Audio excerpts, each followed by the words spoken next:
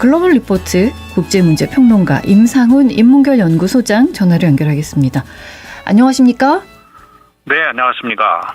우리나라도 시끄럽고 세계도 시끄럽고 그렇습니다.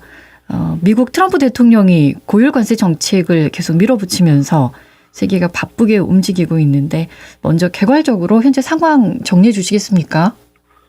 네, 제가 한 달 전쯤인가 이제 이 방송에서 한번 이 같은 말씀을 드렸던 것 같은데, 어쨌든 도널드 트럼프 미국 대통령 취임 이후로, 소위 미국 우선주의, 아메리카 퍼스트, 그 기조 아래에서, 경쟁국, 뿐만 아니라 주요 우방국들, 이렇게 이제 교역 상대의 국가들을 상대로, 손해는 보지 않겠다. 근데 물론 이제 좀 이따 말씀드릴 기회가 있을지 모르겠습니다만은 손해라는 것도 좀 애매한 판단인데, 어쨌든 바로 가까운 멕시코라든가 캐나다, 그리고 또 G2의 이제 하나의 파트너로 불리는 중국에 대해서도 고율의 관세를 부과하는 정책을 발표를 했죠. 그래서 이제 멕시코, 캐나다에 대해서 캐나다에서 수입되는, 그리고 멕시코에서 수입되는 제품에 대해서 25%의 관세를 부과한다. 이런 문제로 이제 계속 갈등을 빚고 있고, 중국에 대해서 기존 10% 관세에서 20%로 인상하는 조치를 취했죠. 그래서 중국과 관련해서 불공정 무역 관행을 바로잡겠다, 이렇게 이야기를 한 상황이고, 그런 나라들뿐만 아니라 유럽 국가들, 유럽의 동맹국들도 마찬가지고, 한국에 대해서도 최근 한 연설에서 한국이 미국보다 4배 높은 관세를 부과한다, 이렇게 이야기를 했었죠. 그러면서 상호 관세를 도입하겠다, 이런 계획을 밝혔습니다만은, 이것도 사실 잘못 알고 있는 정보다, 이제 이런 지적들도 나오고 있는데요. 어쨌든 한국도 이 영향권에서 이제 벗어날 수가 없는 상황이고, 기존의 미국 내의 반도체 제조를 지원하는 기존 법안을 폐지하겠다, 이런 계획도 발표를 했는데, 한국의 주요 수출 상품이라고 할 수 있는 이 반도체 산업에 아무래도 직접적인 영향을 줄 수밖에 없는 그런 상황이죠. 그런 와중에도 또 한국을 상대로 알래스카의 천연가스 파이프라인 프로젝트에 참여하기를 바란다, 또 이런 얘기를 해가지고 또 다른 쪽으로 또 한국을 압박을 하고 있는데, 어떻든 이 모든 상황들이 미국의 현 트럼프 정부가 과연 국제 경제, 무역, 좁게 말해서 무역, 이런 것들을 어떻게 이해를 하고 있는지가 이제 상당히 의문시되고 있는 이런 지적들이 많이 있습니다. 사실 미국은 현재의 글로벌 경제 시스템을 만든 당사자 아니겠습니까? 거의 그런 격인데, 달러를 기축통화로 하고 WTO라든가 IMF, 세계은행, 이런 자유무역 체제를 만든 당사자인데, 그 체제에서 이익을 보다가 갑자기 이 체제를 뒤흔들면서 또 다른 이익을 보겠다.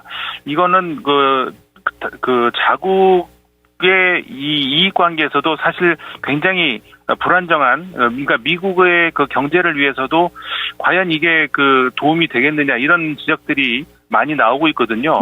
국제적으로는 말할 것도 없고, 그러니까는 초반에 말씀을 주셨습니다만은 전체적으로 이제 글로벌 이 경제가 굉장히 흔들리는 상황이죠. 이제 트럼프 대통령의 협상 방법을 보면 일단 던져놓고 본다, 이런 이야기들이 많이 있어서, 그리고 이번에 관세도 우리가 이렇게 부과하겠다라고 하면 상대방 나라에서 그러시죠, 이렇게 가만히 있지는 않지 않습니까? 보복 관세를 한다거나 또 다양한 여러 가지 제스처를 취하기 때문에, 그래서 미국 상황이 좋아진다, 이렇게 볼 수도 없는 거고, 트럼프 대통령도 당장 좋아지기는 어렵다라는 얘기까지 던져서 어제 뉴욕 증시 보면은 또 큰 폭으로 하락하지 않았습니까? 네, 그렇습니다. 몇 년 사이에 가장 큰 폭으로 하락을 했는데, 주식시장, 뉴욕 증시가 예를 들어서 S&P 500 지수 같은 경우에 2.7% 하락한 걸로 마감을 했고, 기술주 중심의 나스닥 지수는 이제 4%라고 하는 어마어마한 손실을 기록을 했었죠. 이런 것들이 지금 다 미국에서의 투자자들의 우려를 반영을 한 것들이고요. 결국 이 관세를 올린다? 그러면은 미국에서의 소비자 가격이 올라갈 수밖에 없습니다. 그러면은 경기 침체는 당연히 연결될 수밖에 없는 것이고 예. 그러면 다시 그 소비 감소, 투자 감소 이렇게 연결될 수밖에 없는 이런 건데 무슨 그 배짱으로 이렇게 하는지 사실 좀 답답한 사실 미국을 위한 입장으로 봐도 좀 답답한 입장이거든요. 일단은 돈이 많이 들어오면 경제가 좋아진다는 그 단순한 것만 생각했는지도 모르겠습니다. 그러니까요. 예. 그렇습니다. 그러니까는 결국은 이런 그 뉴욕 증시의 대폭 하락 이것에 대해서도 이제 미국의 백악관에서 입장을 냈지 않습니까? 중장기적으로 봤을 때는 자신들이 옳다. 이게 이제 그 동물적 감각으로는 지금 이렇게 주식이 뭐 빠질 수도 있고 이러는 건데 장기적으로 봤을 때는 자신들이 옳다. 이 입장을 이제 굽히지 않고 있는데 네. 어쨌든 그 굉장히 미국 내에서도 우려가 많이 나오고 있는 그런 상황입니다. 예. 이제 캐나다도 총리까지 바뀌게 됐습니다. 어떤 이유 때문에 그렇게 됐습니까? 네, 뭐 반드시 꼭 그 트럼프 대통령의 고율 관세 때문만은 아니겠지만 어쨌든 굉장히 큰 영향을 미친 셈이 됐거든요. 예. 지금 트루도 총리가 지금까지 한 9년 넘게 캐나다 총리직을 하지 않았습니까? 네. 의원 내각제 국가에서 굉장히 오래 장기 집권을 한 셈인데 고물가 그리고 주택 가격이 상승하는 문제 그리고 뭐 전 세계적으로 주요 선진국들이 다 같은 문제입니다만은 그 이민자 문제 뭐 이런 것들에 해서 이제 국민 불만이 누적돼 왔었는데 그러면서 최근 2년 동안의 지지도가 물론 계속 하락은 해오긴 했었습니다. 그런데 거기에다가 트럼프 대통령이 이제 트럼프 대통령의 시대가 열리면서 둘 사이에서 이미 트럼프 일기 당시에도 개인적인 감정들이 좀 있었거든요. 네. 이게 얽히면서 이제 캐나다를 향해서 미국의 51번째 주로 들어와라 이런 좀 굴욕적인 말까지도 하고 이런 상황에서 국민 여론이 이제 좀 바뀌어야 된다는 그런 여론들이 상당히 높았습니다. 네. 결국 이렇게 되면서 이제 물러나고 마크 카니 그러니까 전 캐나다 중앙은행, 우리나라식으로 하면 이제 한국은행 같은 격이죠. 그 총재가 새 총리로 선출이 됐는데, 보통 의원 내각제에서는 하원 의원, 그러니까 단원제라면은 어쨌든 간에 국회의원이, 총리를 맡지 않겠습니까? 그런데 이제, 물론 몇몇 예외도 있습니다만은, 이번에 카니 신임 총재 같은 경우에도 하원 의원 출신이 아님에도 불구하고 관료 출신임에도 불구하고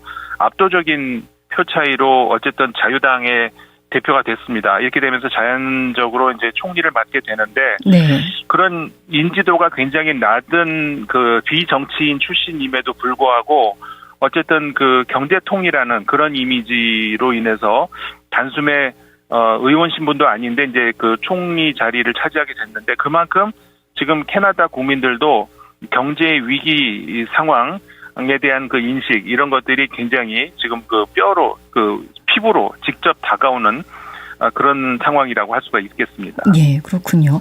이번에는 서아시아로 가보겠습니다. 시리아 상황이 심상치 않군요. 13년 독재 정권 무너지고 새 임시정부 섰는데 지난주부터 또 폭동이 크게 일어나서 1000명 네. 이상이 또 사망을 했으니까요. 네, 그렇습니다. 참 이 서아시아를 보면은 갑갑한데 네. 다른 나라 지금 걱정할 때가 아니라는 말씀도 많이 있습니다만 어쨌든 간에 이 시리아를 보면은 13년 동안 지속됐던 말씀하신 것처럼 그런 독재 정권이 무너지고 이제 새 임시정부가 수립이 돼서 이제 좀 제대로 돌아가나 싶었는데요. 그래서 1월에 이제 임시 대통령도 탄생을 했죠. 네. 그랬는데 말씀하신 것처럼 지난주 목요일부터 이 시리아의 서쪽 지역, 특히 이제 그러니까 해안 지역인데요. 그쪽 지역에서 폭동이 일어났습니다. 그러니까 전임 13년 동안 집권을 했던 알 아사드 정권 13년 넘죠. 그러니까 알 아사드 전 대통령을 지지하는 그쪽 지역이 알 아사드 대통령 지지 세력이 강한 지역이거든요. 예. 그쪽에서 폭동이 일어나면서 이거를 이제 진압하는 그런 과정에서 충돌이 크게 발생했습니다. 그래서 지금 나흘 사이에 1,300명이 사망했다는 그런 보도까지 나왔거든요. 네. 이 짧은 시간에 이렇게 많은 사람들이 사망을 했다. 특히 군보다는 민간인 사망이 월등하게 많습니다. 이게 어떻게 보면은 국민들 사이에 원한 뭐 갈등 이런 것들이 이제 쌓인 그 결과라고 볼 수가 있거든요. 네. 이렇게 이제 정치권이 무능하면은 국민들 사이에 원한이 계속 쌓이고 결국은 이게 이제 보복으로 이어지는 이 악순환, 이게 끔찍한 일이거든요. 직접 무슨 일이 벌어졌는지 옆에서 이제 본 그런 그 주민들의 증언에 따르면은 진짜 네. 말로 표현할 수 없는 그런 그 어마어마한 그 국민들 사이에서 일이 일어났는데 어쨌든 이렇게 되면서 다시 또 내전으로 다시 이어지는 거 아니냐 이런 악몽이 좀 나오고 있는 그런 상황이거든요. 예. 국제사회가 좀 관심을 많이 가져야 되지 않을까 이런 생각도 해야 될 것 같습니다. 언제쯤 이제 평화롭다는 얘기가 들려올지 많이 염려가 됩니다. 현재 이스라엘과 하마스 휴전 상황은 어떻습니까? 가자지구 분쟁을 종식시키기 위해서 이제 지난 1월 15일이었죠. 휴전 협상을 체결을 했는데, 네. 국제사회도 관심을 많이 가지고 있고, 특히 이제 이집트, 카타르, 이런 그 아랍 국가들이 중재를 했고, 미국도 많이 지원을 했습니다. 그러면서 양측이 이제 그 인질 교환, 포로 석방, 이렇게 이제 그 합의를 하고, 진행을 했는데, 근데 네. 이게, 모든 것이 이제 마찬가지겠습니다만은 이런 휴전이 항상 이런 협상이 악마는 디테일에 있다 이런 얘기가 있듯이 좀 진행하다 보면은 예기치 않은 그런 상황들이 나옵니다. 어쨌든 간에 지금 정상적으로라면 다시 2차 휴전 협상을 하고 해야 되는데 이게 진행이 잘 안 되고 있거든요. 네. 이게 최악의 상황으로 간다 그러면은 다시 또 전쟁으로 갈 수도 있는 그런 상황인데 어떻든 그런 상황에서 얼마 전에 뉴스도 나왔습니다만은 트럼프 대통령이 가자지구에다가 어떤 휴양지 같은 이런 네. 개발을 하겠다 이런 발언이 나오면서 굉장히 지금 가자지구 주민들 입장에서도 불안한 상황이고 그러니까는 사실 하마스 같은 정권이 왜 들어서게 됐냐면은 가자지구 주민들이 기댈 곳이 없거든요. 네. 그렇기 때문에 그런 무장 투쟁하는 그런 단체에 기댈 수밖에 없었던 왜 그런 상황들을 이해를 못하는지 참 답답한데 어떻든 지금 다시 쫓겨나게 생겨 있는 그런 가자 주민 입장에서는 다시 하마스를 붙잡을 수밖에 없는 이런 상황까지도 갈 수 있고 굉장히 지금 휴전을 그리고 종전을 향해서 갈 길이 너무나도 멀어지고 있는 그런 상황이라고 할 수가 있습니다. 현실적으로 일어나기가 어렵다는 것을 왜 또 트럼프 대통령은 언급을 했는지 모르겠습니다. 그렇습니다. 예, 유럽 동향 살펴보겠습니다. 독일에서 최근에 이제 총선이 있었고 새 정부가 곧 구성이 되겠죠? 상황 설명해 주시겠습니까? 네. 독일 지금 우크라이나 전쟁 이후로 그리고 특히 최근 트럼프 대통령이 러시아와 직접 협상 그리고 그런 상황에서 우크라이나나 유럽은 배제하는 듯한 그런 상황에서 서유럽은 한마디로 표현하면 좀 비상이 걸렸습니다. 그러니까는 지금까지 2차 세계대전 이후로 어떻게 보면은 좀 전에도 경제 상황에서도 말씀을 드렸습니다만은 현 체제를 만들어 놓은 것이 미국이었고 그리고 이제 경제나 이 안보나 이런 면에서 그런 현 체제에서 가장 미국의 협조적이었고 그다음에 미국의 동조자 그리고 가장 큰 수혜자이기도 했던 서유럽이 이제는 미국을 믿을 수가 없겠다 이런 상황으로까지 갔거든요. 네. 그렇게 되면서 당장 지금 마치 100년 전에 이 동아시아에서 일본이 이 대륙을 향해서 스멀스멀 정면해 들어가던 그런 상황처럼 또 이 장기적인 그러니까 몇 년 전쟁이 아니라 몇십 년 이어지는 그런 유럽의 전쟁이 있는 것 아니냐는 그런 불안까지 나올 정도로 유럽이 단독적으로 미국이 없이 어떤 러시아의 어떤 위협으로부터 어떤 방어 체제를 만들어야 된다 이제 이런 이야기가 나오는 그런 시점이거든요. 네. 그런 상황에서 지금 영국과 독일 그리고 프랑스 이런 국가들이 많은 이야기를 주고받는 상황인데 그런 상황에서 독일이 이제 총선이 있었습니다. 지금까지의 그 3인당 정권이 물러나고 기독교 민주연합 그러니까 우파 정권이죠. 네. CDU가 중심이 되는 그런 정권이 들어서게 됐는데 과반을 넘어서지는 못했습니다. 그래서 결국은 3인당하고 집권을 그 연정을 하는 구성을 하는 이제 그렇게 꾸리게 됐는데 네. 가장 우려스러운 상황은 극우 성향의 그 정당 그러니까 독일을 위한 대안이라고는 AfD 정당이 이제 2위로 올라섰다는 것이죠. 그런데 그 독일은 그 잘 아시겠습니다만은 그 독일뿐만 아니라 이제 유럽이 주로 그러는데 흔히 우리가 우파하면 다 똑같은 우파, 좌파하면 다 똑같은 좌파가 아니라 극단 세력을 이제 배격하는 그런 성향이 많습니다. 그렇기 때문에 아까 말씀드렸던 기독교 민주연합 CDU 같은 경우에는 온건 우파인데 이 2위로 올라서는 독일을 위한 대안 극우 세력하고는 완전히 단절을 하고 있는 그런 상황. 그렇기 네. 때문에 두 정당이 연합을 해서 그 어떤 연정을 꾸린다든 그런 일은 없습니다. 오히려 진보 좌파와 그러니까 사회당과 같이 연정을 꾸리는 그런 상황이거든요. 그러니까는 그 극우 세력이 부상을 하고 있다라고 하는 그 우려가 많이 나옵니다만은 네. 어떻든 그 극단 세력은 막아야 된다는 그런 분위기가 독일에서도 많이 나오고 있습니다. 독일도 복잡하군요.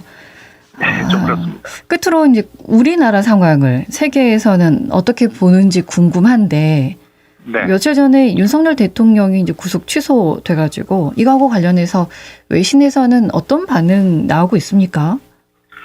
사실 그 지난해 12월 3일 쿠데타가 이제 처음에 친미 쿠데타라고 흔히 부르죠. 이거는 네. 뭐 우리 특정 정파에서 부르는 게 아니라 이제 전 세계적으로 이건 친미 쿠데타라고 인정이 되고 있는데 네. 어쨌든 당시에 보도가 나왔던 그 보도량에 비해서는 굉장히 적습니다. 그러니까 그냥 뭐라고 할까요?